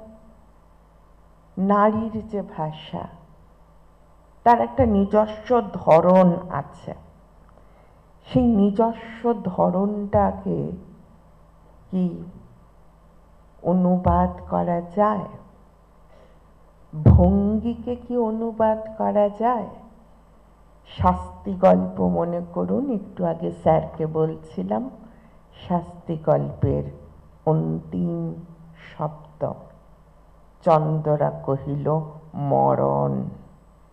এই মরণকে কি করে ইংরেজিতে অনুবাদ করবে? এই মরণের এই কথাটার ভেতরে তার যে অভিমান ছিদামের প্রতি, তার যে রাগ, আত্মপ্রত্যাহার, এই সমস্ত কিছু যে আছে, সেটা কিন্তু আমরা খেয়াল করব যে এটা কিন্তু আনা যাবে না। ফলে অনুবাদের ক্ষেত্রে আমাদের কিন্তু অনেক বেশি এই ভাষাতাত্ত্বিককে যদি একটু জড়িয়ে নেওয়া যেতে পারে, অ্যানথ্রোপোলজির লোকজনকে একটু জড়িয়ে নেওয়া যেতে পারে, অর্থাৎ একটা প্রাতিষ্ঠানিকভাবে যদি করা যেতে পারে, তাহলে কিন্তু সেটা সম্ভব, সেটার ওয়ার্ল্ড ওয়াইড একটা রিকগনিশন সেটা সম্ভব। এবং সেটা যে একদম হয়নি তা কিন্তু নয়। বাংলা একাডেমি যেমন করছে, অনেক আগে আমি বলবো, দুটো উদাহরণের কথা আমি একটু খুঁজে একটু এনেছি। সেটা হলো যে আমরা 1947-এ যখন দেশ ভাগের পর চতুরঙ্গ পত্রিকা, সে পত্রিকার খ্যাত হুমায়ুন কবিরের প্রয়াসের কথা বলবো, green and cold stories and poems, 1955। এই বইটার বৈশিষ্ট্য, এই বইটার সম্পর্কে অনেক অনুসন্ধান চালিয়ে তবে কিন্তু জানা যায়। অর্থাৎ রবীন্দ্র উত্তর প্রজন্মের যে সমকালীন বাংলা সাহিত্য, তার যে কিছু উৎকর্ষতা, সেটা মানুষের কাছে পৌঁছে দেওয়া, এবং বিশেষত যারা চলে গেছেন, যারা শিকড় ছেড়ে বাইরে আছেন, তাদের কাছে পৌঁছে দেওয়া, তবেই তো বাংলা ভাষার সাহিত্য আন্তর্জাতিক পরিসরে পৌঁছবে। ফলে সেই জায়গাগুলো কিন্তু আমরা একটু খেয়াল করব। এবং পাবলিক লাইব্রেরি বন্ধ হয়ে যাচ্ছে, অন্তত আমাদের পশ্চিমবঙ্গে আমরা অনেক এই ধরনের ঘটনা ঘটতে দেখছি, যে বড় বড় লাইব্রেরিগুলো ছিল, যেখানে সাধারণ মানুষ যারা একাডেমিক নন, তারা পড়াশোনা করতেন, তারা ভালোবেসে পড়তেন। এখন এক হয়েছে টিভি, টিভির কারণে পড়াশুনোর জায়গাটা ভীষণভাবে কমে গেছে।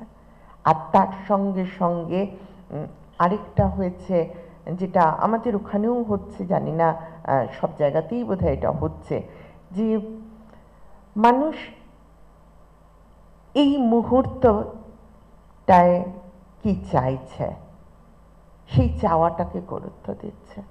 মুহূর্তবাদী হয়ে উঠেছে মানুষ। ফলে আমি একটা দীর্ঘ সময়ে পড়াশুনো করব, তারপর কি সামনে কি কোনো উজ্জ্বল স্বপ্ন আছে? চাকরির বাজার খুব ভালো আছে? যদি না থাকে তাহলে আমি কেন পড়ব? আর এইখান থেকে ড্রপ আউট তৈরি হচ্ছে, স্কুলের ড্রপ আউট, কলেজের ড্রপ আউট। আমাদের এবার কলেজে ভীষণভাবে ভর্তি কম হয়েছে, প্রথাগত সাবজেক্টে, বিজ্ঞানে পর্যন্ত, ফিজিক্স, কেমিস্ট্রি ভর্তি নেই। কেন?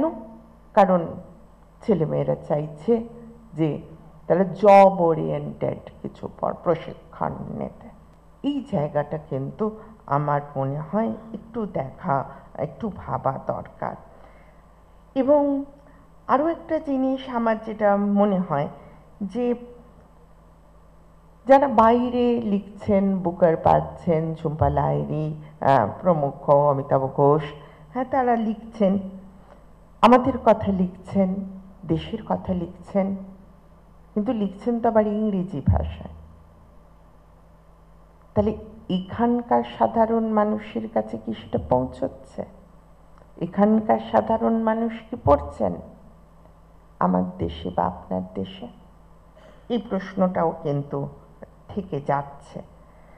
ফলে আমরা একটা জায়গায় গিয়ে এটা ভাবতে আজকে বাধ্য হচ্ছি যে আমরা যারা বাংলা ভাষা, বাংলা সাহিত্য নিয়ে মনস্ক, ভালোবাসি, রুজি রোজগার আমাদের এই বাংলা ভাষাই আমাদের আজও রুজি রোজগারের জায়গা, আমরা যতটা দরদের সঙ্গে এই সম্ভাবনার দিক, এর ক্ষয়ের দিক সম্পর্কে মনস্ক, সম্পর্কে ভাবিত, ততটা বড় মানুষরা ভাবছেন না। যারা ক্ষমতায় আছেন, যারা ভাবলে কোনো প্রকল্পগুলো গ্রহণ করলে, একটু টাকা সংস্থানের ব্যবস্থা করলে এই কাজগুলো হতে পারে, সেটা তারা ভাবছেন না। তাদের আসলে ভাবার আরও অনেক বড় বড় এলাকা আছে তো। ফলে এই বাংলা ভাষা, তার সাহিত্য, তার অনুবাদ, ওগুলো মাঝে মাঝে বলা হয়, কিন্তু তারপরে সেই কাজটা হলো কিনা, সেই কাজটাকে করিয়ে নেওয়া, এইটা কিন্তু অনেক সময় আমরা লক্ষ্য করছি না। আর ডায়াসপোরার কথা, যেটা একটুখানি নাইপালের কথা আমি বলতে চাইছিলাম, যে আমাদের এবং আপনাদের কয়েক প্রজন্মের নরনারী এখন ওই হাইব্রিড ধরনের, সংকর ধরনের হয়ে গেছে এবং তারা ছড়িয়ে পড়েছেন সারা বিশ্বে, তাদের রক্তে, তাদের ভাষায়, তাদের সংস্কৃতিতে বাংলা। আবার কাজের ক্ষেত্রে তারা বিভিন্ন দেশে পৌঁছে গেছেন, বিভিন্ন মহাদেশে পৌঁছে গেছেন, কিন্তু তাদের ভিতরে একটা সৃজনশীলতার আকুতি রয়ে গেছে। আর সেই সৃজনশীলতা দিয়ে তারা বৈশ্বিক মানবতাবাদের একটা ভিত্তি কিন্তু রচনা করছেন। তারা একটা নতুন মূল্যবোধের অনুসন্ধানও করছেন এবং ভারতীয় ডায়াসপোরার যে সংকট এবং সম্ভাবনা, সেটা নিজেদের সাহিত্যে অনেকেই এনেছেন। সে সালমান রুশদি থেকে নাইপাল অনেকেই আনছেন। আমি বিশেষত নাইপালের কথা একটু বলবো। এবং তিনি যে বুকার পুরস্কার পেয়েছিলেন ডায়াসপোরিক গল্প সংস্করণ ইন এ ফ্রি স্টেট এর জন্য, তার ডায়াসপরিক জীবনে তার মতো বিচিত্র অভিজ্ঞতার মুখোমুখি আর কোনো লেখক হননি। জন্ম তার ব্রিটিশ উপনিবেশ ট্রিনিদাদে। নিজের জাতিসত্তার প্রশ্নের উত্তর খুঁজছেন, তার মেনি সাইডেড ব্যাকগ্রাউন্ড যে আমরা পাচ্ছি, এবং তার পরিবার কাজের জন্য ব্রিটিশ ভারত থেকে ব্রিটিশ ট্রিনিদাদে যাচ্ছে। এরপরে ভারতে আর আসেননি। তারপর হিন্দু সংস্কৃতিতে বড় হলেও পড়াশুনো হচ্ছে ব্রিটিশ খ্রিশ্চান মহল্লায়। অক্সফোর্ড বিশ্ববিদ্যালয় থেকে উচ্চশিক্ষা সম্পন্ন করে লন্ডন, এবং এভাবে ত্রিজাতীয় সংস্কৃতির একটা প্রেক্ষাপট থেকে আমরা লেখক নৈপালকে পাই। ডায়াসপোরা সাহিত্যতত্ত্বের বিবেচনায় তিনি দ্বৈত ডায়াসপোরিক লেখক, ভারতীয়, ত্রিনিদাদীয়, ব্রিটিশ লেখক তিনি। ফলে ডায়াসপোরিক চেতনা এবং নির্বাসিত জীবনের যে সংবেদনশীলতা, সেটা সম্পর্কে যে ধারণা, সেটা কিন্তু না দিয়ে পাঠকের পক্ষে সেটা না থাকলে নৈপালকে বোঝাও কিন্তু একটু কষ্টকর হয়ে যাচ্ছে। এবং তিনি যখন প্রথম লেখালেখির কথা চিন্তা করেন, তখন তার লেখার উপকরণ কোনো একটা নির্দিষ্ট সাংস্কৃতিক পরিচয় নির্ধারিত ছিল না। তিনি ইংরেজি ভাষায় লিখতে চাইছেন, আবার ইংরেজি সাহিত্য ঐতিহ্য তার নিজের নয়। ট্রিনিদাদে তিনি যে ভারতীয় জনগোষ্ঠীর ভিতর বেড়ে উঠেছেন, সেখানে ভারতীয় সাহিত্য ঐতিহ্য কিছু সেভাবে দাঁড়ায়নি। তার চেয়েও বড় কথা, ট্রিনিদাদি বা ভারতীয় সাংস্কৃতিক ধর্মীয় মূল্যবোধ নৈপালের কোনোদিনই পছন্দের ছিল না। এবং একবার একটা সাক্ষাৎকারে তিনি বলছেন, আমি জানতাম বিশাল পৃথিবী পড়ে আছে বাইরে, আমি যা কিছুর মধ্যে বেড়ে উঠেছি সেই কৃষিজীবী ও ঔপনিবেশিক সমাজকে গ্রহণ করতে পারেনি। এমন পরিস্থিতিতে তিনি কি নিয়ে লিখবেন? এই প্রশ্ন থেকে লেখক নৈপালের জন্ম, আত্মপরিচয়ের এই সংকট থেকে তার জন্ম। এবং তিনি বুঝে যান যে কোনো প্রচলিত পথে তিনি এগোতে পারবেন না, তাকে নিজের পথ নিজেকে সৃষ্টি করতে হবে। এবং কিছু নির্দেশনা তিনি পান তার বাবার কাছ থেকে। বাবার গল্প থেকে তিনি তার লেখক জীবনের কিছু গল্প, বিষয়বস্তু খুঁজে পাচ্ছেন। ট্রিনিদাদের অধিকাংশ ভারতীয় পেশায় শ্রমজীবী হলেও নৈপালের বাবা ছিলেন সাংবাদিক। বাবার লেখার ভেতরে নৈপাল তার সাহিত্যের ঐতিহ্য খুঁজে পান এবং নিজের জীবনের অভিজ্ঞতাকে সঞ্চয় করে তিনি শেষ পর্যন্ত লেখালেখির জগতে পাকাপাকিভাবে এসে পড়েন। এবং এই যে সাংস্কৃতিকভাবে একটা নির্দিষ্টতা বোধের অভাব থেকে তার ভেতরে জন্ম নিয়েছিল বিচ্ছিন্নতা বোধ ও অস্তিত্বের সংকট। নৈপালের শুরুর দিকে উপন্যাসগুলোতে সেই ঔপনিবেশিক ত্রিনিদাদবাসী তাদের নিজস্বতার অন্বেষণ যেন করছে। এবং এইভাবে তার সাহিত্য এগোচ্ছে। তার সাহিত্যে ভারতীয় স্বদেশী, ভারতীয় অভিবাসী, ত্রিনিদাদবাসী ও ব্রিটিশ জনগণ চরিত্র হয়ে উঠলেও তিনি কখনো কারো একার লেখক হয়ে ওঠেননি। তিনি কি ভারতীয়, নাকি ত্রিনিদাদীয়, নাকি ব্রিটিশ? এ প্রশ্নের কোনো সরল উত্তর আমরা তার ক্ষেত্রে অন্তত খুঁজে পাই না। আর এর কারণ কি? এর কারণ দেশের ইতিহাস, কোনো দেশের ইতিহাসই নৈপালের নিজের ইতিহাস হয়ে ওঠেনি। ফলে তিনি বারবার ঘুরছেন বিভিন্ন সংস্কৃতির মধ্যে, এবং এইভাবে তিনি যখন সাক্ষাৎকারও বিভিন্ন দিয়েছেন, তিনি একবার টাইমস অফ ইন্ডিয়ার একটা সাক্ষাৎকার একটা অংশ আমি পড়ছি। I was born in Trinidad. I have lived most of my life in England, and India is the land of my ancestors. That says it all. I am not English, not Indian, not Trinidadian. I am my own person. এই যে নিজের হয়ে ওঠা, এটাই একজন বড় সাহিত্যিকের আসল কথা। আমি কারোর মতো নই, আমি নিজের মতো। আর এই নিজের মতো হয়ে উঠতে চেয়েছিলেন নাইপাল।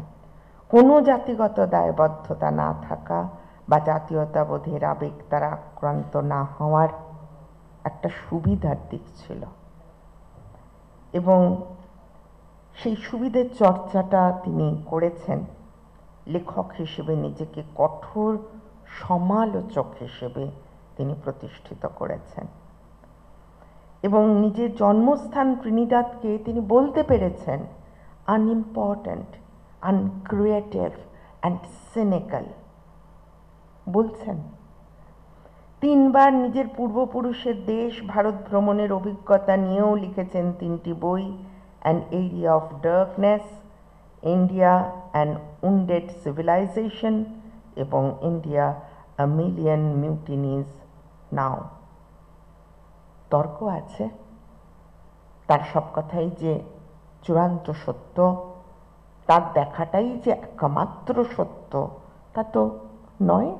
আমরা সব সময় জানি যে আমি যা দেখি আর আপনি যা দেখেন দুটোর মধ্যে তফাৎ আছে। এক গ্লাস জলের খানিকটা খেয়ে আমি যদি দেখাই, কেউ আপনারা বলবেন এই গ্লাসটা খানিকটা খালি, কেউ বলবেন খানিকটা ভর্তি। সুতরাং আমার দেখার উপরে কিন্তু আমার জীবন দর্শন, এবং এইভাবে তিনি ভারতীয়দের সম্পর্কে যে, এমনকি বাঙালিদের সম্পর্কেও তার মন্তব্য বেশ নেতিবাচক ছিল। এক জায়গায় তিনি বলেছেন, যেটা নিয়ে খুব সমালোচনা হয়েছিল, লোকটা খারাপ, শুধু বাঙালি আর অপরাধীদের সঙ্গে মেশে। ইসলাম নিয়েও তার কিছু মারাত্মক আপত্তিকর বক্তব্য ছিল, কিন্তু শেষ পর্যন্ত আমরা দেখি যে লেখক হওয়ার যে স্বপ্ন নিয়ে তিনি অক্সফোর্ড বিশ্ববিদ্যালয় থেকে উচ্চশিক্ষা অর্জন করেন, সেই অক্সফোর্ড সম্পর্কেও তিনি কিন্তু মন্তব্য করেছেন, What I learned from Oxford in 6 years, it took me 12 years to unlearn. 12 বছর ভুলে গেলাম। আমি নিজের মতো, নিজের পথ নিজে খুঁজছি, নিজের মতো হয়ে উঠতে চাইছি। এবং এইভাবে ভারত, আফ্রিকা, মুসলিম বিশ্ব নয়, সামগ্রিকভাবে নাইপাল গোটা বিশ্ব নিয়েই তিনি কিন্তু এক সময় হতাশ হয়েছেন, এবং তিনি এই মেলানকলির কথা বলছেনও।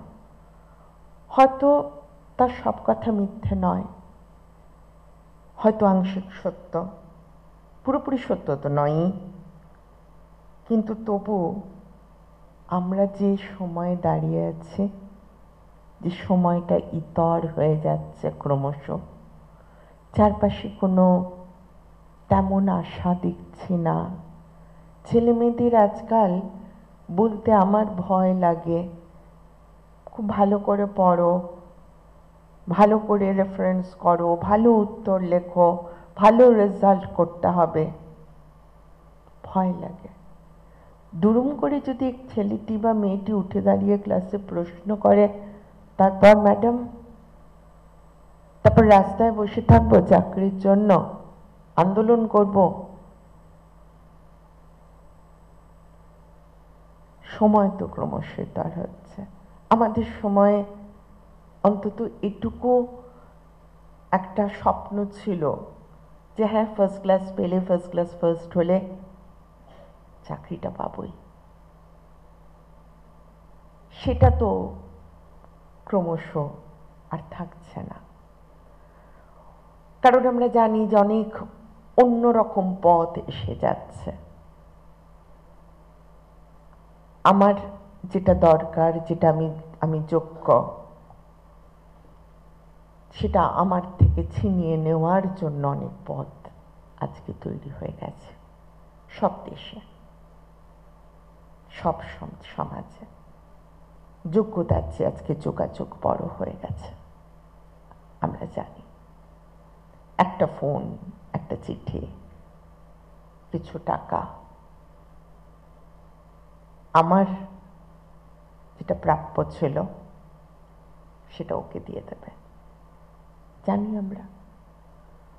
ফলে চারদিকে একটা হতাশা কিন্তু আছে, তবু তার মধ্যে আমাদের মতো অস্তিবাদী মানুষ, আশাবাদী মানুষ ওই খুঁটে খুঁটে যেটুকু যেখান থেকে পারি আশার কথা সঞ্চয় করি, খুঁটে বাঁধি, আঁচলে বাঁধি আর ছড়িয়ে দিই নতুন প্রজন্মের ছেলে মেয়েদের মধ্যে। বলি যে ওই গানটা যেমন সত্য, এ কোন সকাল রাতের চেয়েও অন্ধকার, জটিলেশ্বর মুখোপাধ্যায়। এই গানটা যেমন সত্য, তেমনি এটাও তো ঠিক যে সমস্ত রাতের পরে ভোর আসবেই। ফলে দুই জায়গায়, আমার পশ্চিমবঙ্গ, এখানে বাংলাদেশ, যা লেখালেখি হচ্ছে, যা সৃজন হচ্ছে, তার সবই যে খুব ভালো তা হয়তো নয়, কিন্তু কিছু তো ভালো হচ্ছে। আর ওই কিছু ভালোকে মুঠোবন্দি করে আমাদের স্বপ্নের বীজ ছড়িয়ে যেতে হবে আগামী প্রজন্মে। এই দায়িত্বটাই আমাদের। এই দায়িত্বটুকু নিয়েই আমরা আমাদের কর্মজীবন শেষ করেও আবারও হয়তো শুরু করে ফেলবো কিছু। ফলে বড় সাহিত্যিকরা যখন হতাশার কথা বলেন, অন্ধকার দিকের কথা দেখান, তখন নিজেদের সঙ্গে মেলাতে পারি অবস্থানগুলোর সঙ্গে। আন্তর্জাতিক ক্ষেত্রে যা চলছে সেগুলো খুব যে আশাবাদী তা নয়, সেটাও আমরা জানি, খবরের কাগজ আমরা পড়ি। কিন্তু তারও মধ্যে যখন একজন গরিব রিকশাওয়ালা একটা টাকার বান্ডিল পেয়ে পুলিশের কাছে জমা দিয়ে দেয়, একটা ছাত্র যখন টোকার সুযোগ পেয়েও বলে না সে টুকবে না, সে নাটকেই পরীক্ষাটা দেবে, সে ফেল করেও আবার পরীক্ষা দেবে, দিয়ে পাশ করবে, তবু অসৎ পথ নেবে না, তখন মনে হয় ওই আলো আছে। এবং এইভাবে ওই আলোটুকুকে মুঠোর মধ্যে রেখে আমরা দুই জায়গার বাঙালি আমাদের আশা, স্বপ্ন, আমাদের সাহিত্য, আমাদের অন্যান্য সাংস্কৃতিক কাজ কারবার, তাদের নিয়ে আমাদের এগিয়ে যেতে হবে। আসলে জীবন তো একটাই, আর শেষ পর্যন্ত জীবনে থাকবে এক মুঠো স্মৃতি। তাই আসুন স্মৃতিটাকে সুসজ্জিত করি, স্মৃতিগুলোকে সুন্দর করি। একটা সুন্দর স্মৃতি নিয়ে আমি ফিরে যাব আপনাদের জন্য। ধন্যবাদ, নমস্কার। ধন্যবাদ। সেই সঙ্গে আমাদের বিষয়ভিত্তিক আলোচনার যেই পর্ব সকালের সেটি শেষ হচ্ছে। আমাদের মঞ্চে আসীন যারা আলোচক আছেন এবং সঞ্চালক তাদেরকে আমরা ফুল দিয়ে শুভেচ্ছা এবং ধন্যবাদ জানাতে চাই।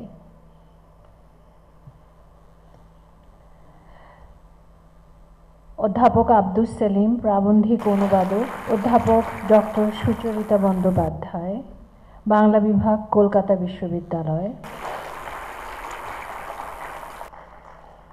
অনুবাদক আনিসুজ্জামান।